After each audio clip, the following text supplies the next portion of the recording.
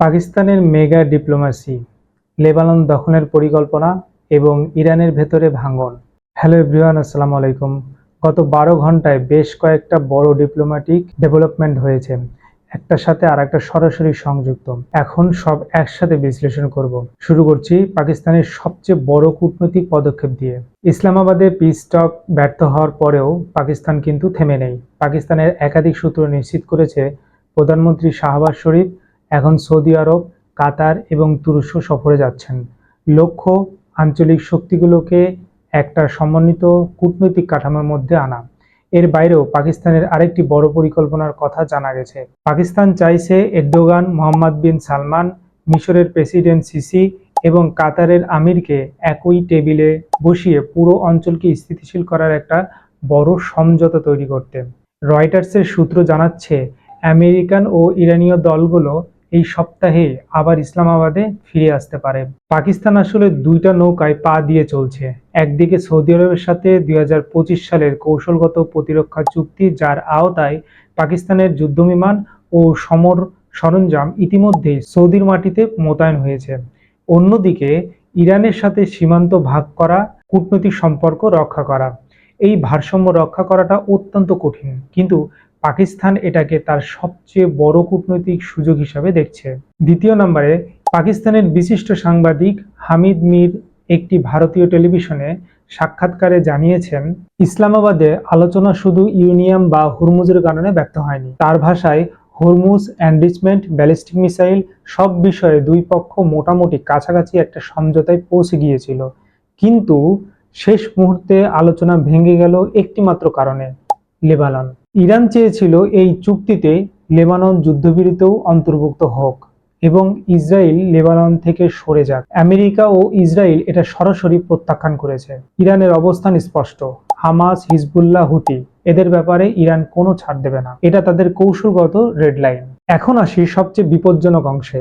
Israeli media জানাচ্ছে নেতানিয়াহুর ঘনিষ্ঠ উপদেষ্টা রন ডারমার প্রস্তুত করা একটি পরিকল্পনা ট্রাম্প প্রশাসনের কাছে জমা দিয়েছে।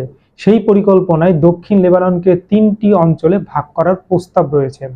প্রথম অঞ্চল ইসরায়েলের সীমান্ত থেকে 7-8 কিলোমিটার পর্যন্ত ইয়েলো লাইন। এইখানে ইসরায়েল সামরিক উপস্থিত থাকবে। এইখানকার স্থায়ী বাসিন্দারা আর ফিরতে পারবে না। দ্বিতীয় অঞ্চল ইয়েলো লাইন থেকে লিতানি নদী পর্যন্ত। এটাই ইসরায়েলের তত্ত্বাবধানে মিলিটারি জোন হবে। হিজবুল্লাহ ধ্বংস হয়েছে কিনা সেটা ইসরায়েল নিজেই ঠিক করবে এবং নিজেরাই সিদ্ধান্ত নেবে কখন সরে যাবে। তৃতীয় অঞ্চল লিতানি নদীর উত্তরে বাকি লেবানন। এটা লেবানন সেনাবাহিনী নিয়ন্ত্রণ করবে, তবে ইসরায়েলের সহযোগিতার শর্তে। বিশ্লেষকরা এই পরিকল্পনাকে গোলান হাইটস মডেলের সাথে তুলনা করছেন, যেখানে বাফার জোন থেকে মিলিটারি জোন, তারপর স্থায়ী দখলের পথে হেঁটেছে ইসরায়েল। ইরান এই পরিকল্পনা কখনোই মানবে না। এটাই আগামী দ্বিতীয় রাউন্ড আলোচনায় ব্যর্থ হওয়ার সবচেয়ে বড় কারণ হতে পারে। এইবার আসি ইরানের ভেতরের টানাপোড়েন। ইরানের কেন্দ্রীয় ব্যাংক রাষ্ট্রপতি মাসুদ পেজেশকিয়ানকে একটি সতর্কবার্তা দিয়েছে, যদি যুদ্ধ এভাবে চলতে থাকে মুদ্রাস্ফীতি 180% পৌঁছাতে পারে, ফলে 2 থেকে 3 মিলিয়ন মানুষ কর্মহীন হয়ে পড়বে। এই পরিমাণ মানুষ রাস্তায় নামলে দেশ সিভিল ওয়ারের দিকে যেতে পারে। এদিকে আইআরজিসি, যারা কোনো আপোষে রাজি নয়, অন্যদিকে সরকার, যারা অর্থনীতি ও জনগণের চাপে পিষ্ট। এই দুই শক্তির টানাপোড়েনে ইরানের কূটনৈতিক অবস্থান প্রতিদিন আরো জটিল হচ্ছে। ইরানের পার্লামেন্টের নিরাপত্তা মুখপাত্র স্পষ্ট বলেছে, হরমুজ প্রণালী নিয়ে কোনো আলোচনা নেই, এটা ইরানের সার্বভৌম অধিকার।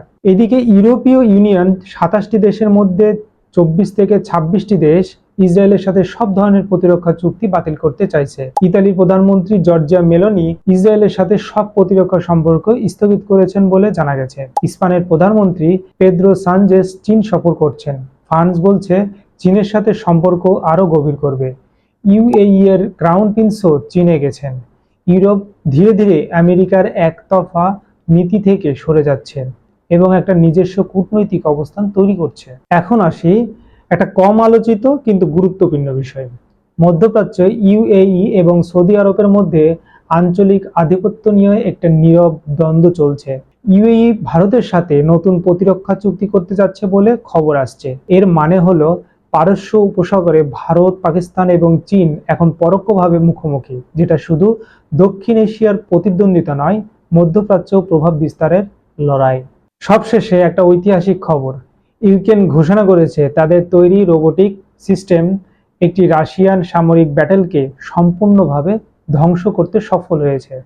ফ্রন্ট লাইনে কোনো মানব সৈনিক যায়নি, পেছন থেকে অপারেট করা হয়েছে। এটা যুদ্ধের ভবিষ্যৎ বদলে যাওয়ার সংকেত। আগামী যুদ্ধক্ষেত্র ক্রমশ মানববিহীন হবে এবং সেটা বিশ্বের যে কোনো দেশকে যে কোনো মুহূর্তে আক্রমণ করার সক্ষমতা দেবে। সব মিলিয়ে আজকের ছবিটা হইল, পাকিস্তান সর্বোচ্চ কূটনৈতিক চেষ্টা করে যাচ্ছে, ইসরায়েল লেবানন ভাগ করার পরিকল্পনা নিয়ে এগোচ্ছে, ইরানের ভেতরে অর্থনৈতিক চাপ বাড়ছে, ইউরোপ দূরে সরে যাচ্ছে, আর যুদ্ধ এখন রোবোটিক হওয়ার দিকে এগোচ্ছে। আর এই জটিল পরিস্থিতির সমাধান কঠিন, কিন্তু পাকিস্তানের পররাষ্ট্রমন্ত্রী সঠিকভাবে বলছেন আলোচনা এখনো শেষ হয়নি। নজর তারাও রাখছে, আমরাও রাখছি। প্রস্তুত সবাইকেই হতে হবে। ভিডিওটি ভালো লাগলে লাইক করবেন, ফেসবুক থেকে দেখলে ফলো দেবেন, ইউটিউব থেকে দেখলে সাবস্ক্রাইব মাস্ট। এখন পর্যন্ত আপডেট এতটুকুই। ভালো থাকবেন। আল্লাহ হাফেজ।